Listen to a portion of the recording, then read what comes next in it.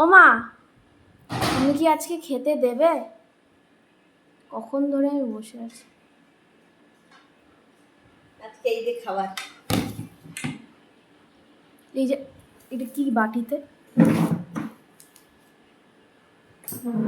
বাটিতে আজকে বিরিয়ানি। কি বাচ্চার বিরিয়ানি? হ্যাঁ, আমাদের পাড়াতেই দোকান খুলেছে তো আজকে উদ্বোধন। আচ্ছা। তাই জন্য বাবা বললো তুই রান্না করতে হবে না, চলো আজকে বিরিয়ানি এনেই খাই। ও তাই নিয়ে এসেছি। এটা শশা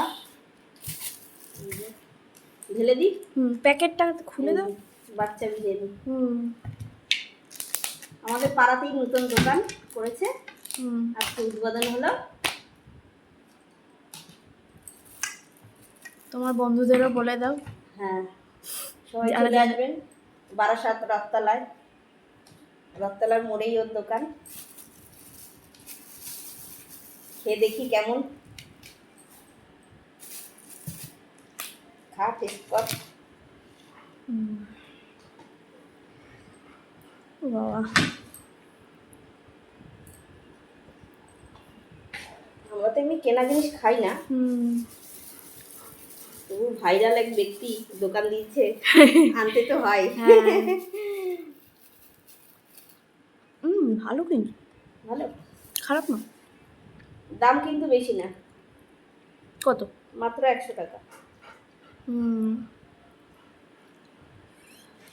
আমার পাতে আলুটা তো একদম টুকরো টুকরো হয়ে গেছে এইটার মধ্যে। প্রচুর লাইন তোর বাবা 2 ঘন্টা ধরে লাইন দিয়ে নিয়ে এসছে। মিষ্টি।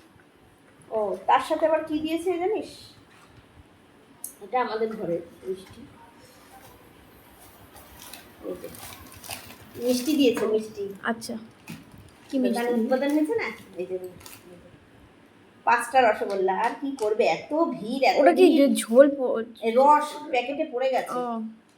প্রচুর লোক। খেয়ে দেখি। হ্যাঁ, তা তুমি তাহলে আমার এই আলুটা নিয়ে নাও, তোমার ওই যেটা ভেঙে গেছে সেইখান থেকে। আলু বেশি খাস না, ওই জন্যই তো বলছি। আলুটার সাইজটা দেখো।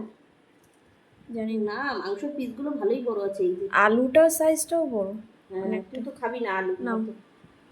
চলো 100 টাকায় আর কি দেবে। আচ্ছা, তুই ওখান থেকে অর্ধেক ভেঙে খা। 100 টাকায় আবার কি, 100 টাকায়